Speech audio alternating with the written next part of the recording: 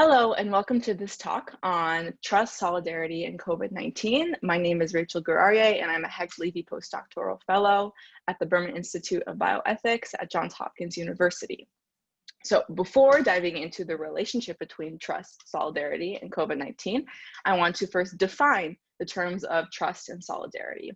So trust, for the purposes of this presentation, can be defined as characterized by one party, the truster, having positive expectations regarding both the competence of the other party, the trustee, and that they will work in their best interests.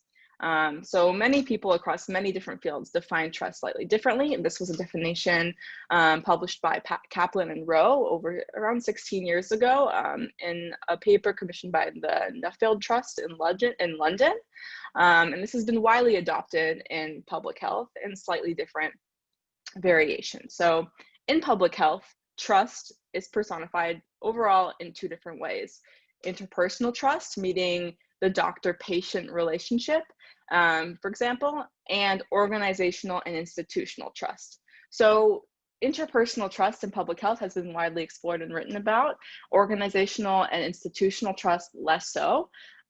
This is personally an area of research that I'm very interested in, and an area of research that the COVID-19 pandemic is revealing a strong need for.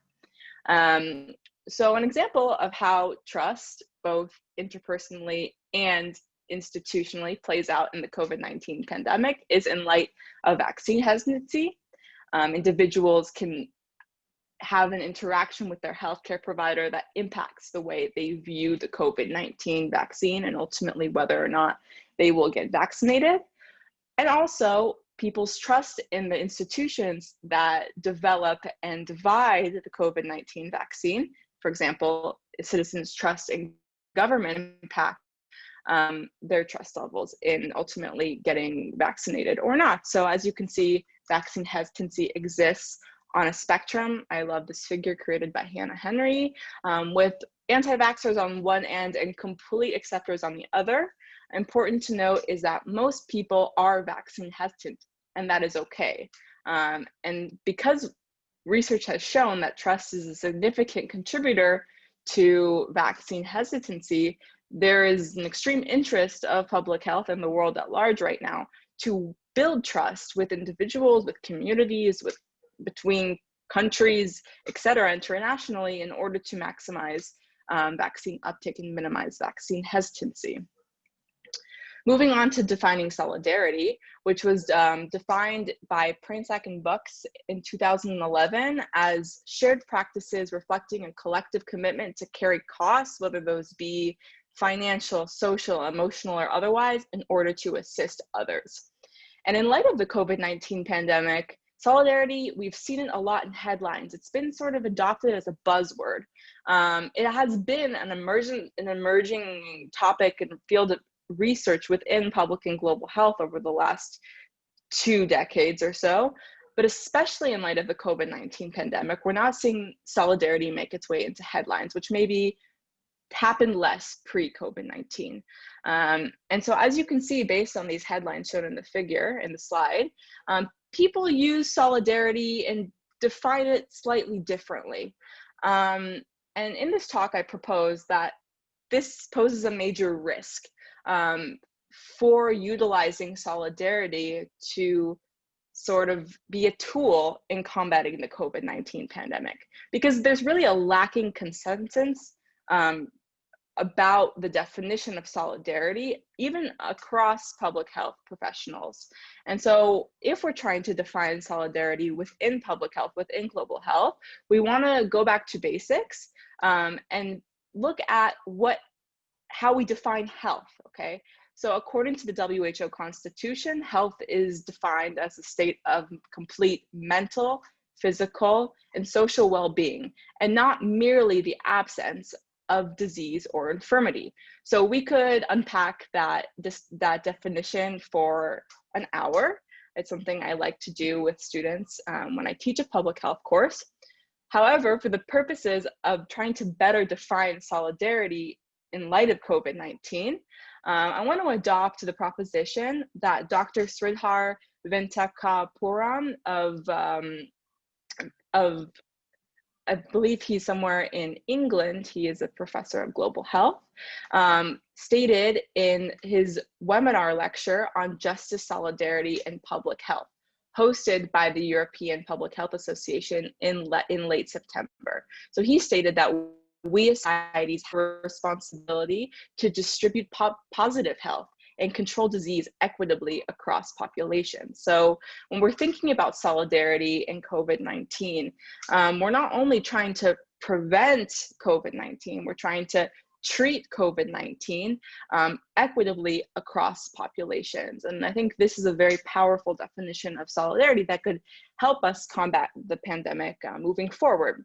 So how does trust, solidarity, and COVID-19 come together in the field? We have the case of mask wearing.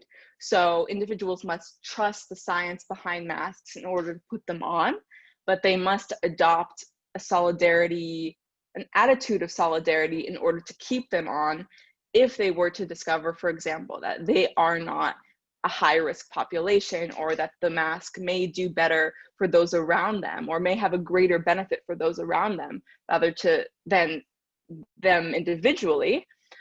Secondly, trust, solidarity, and COVID-19 come together surrounding the issue of vaccines, in their development, in their allocation, and in how justice will be incorporated into their development and their allocation. And finally, in the same webinar I mentioned earlier, Professor Lawrence Gostin of Georgetown University proposed that there is two paths of going forward in terms of handling the COVID-19 pandemic in light of solidarity and justice. The first one is a global health, justice, solidarity focused framework between institutions and internationally, which focuses on communities, on countries, and on international collaboration, working toward fighting the pandemic together. And secondly, there is another path going forward, the nationalistic my country first approach, which would assume that countries or communities adopt a not in my backyard approach and a me first approach in trying to combat the pandemic. So instead of cooperating with others, focusing only on themselves. And moving forward, there is a lot at stake for trust and solidarity in light of COVID-19. Their consequences stretch beyond COVID-19 and are rooted in global and public health. It is our job as citizens, as public health professionals, to promote trust in healthcare institutions, to make sure that we understand what experts are telling us, and we question when something is unclear, and we fight misinformation to the best of our ability, and we try and incorporate justice and the equitable distribution of preventative and preventative measures and treatment against COVID-19. Moving forward, I suggest that the greater public and global health community should create a consensus regarding solidarity. I proposed one direction, but it is surely up for discussion. And lastly, I would encourage that the world take the first path that Professor Gostin suggested, the path rooted in global health, justice, and solidarity, with heightened trust in institutions and governments when moving forward and combating this COVID-19 pandemic. Thank you very much.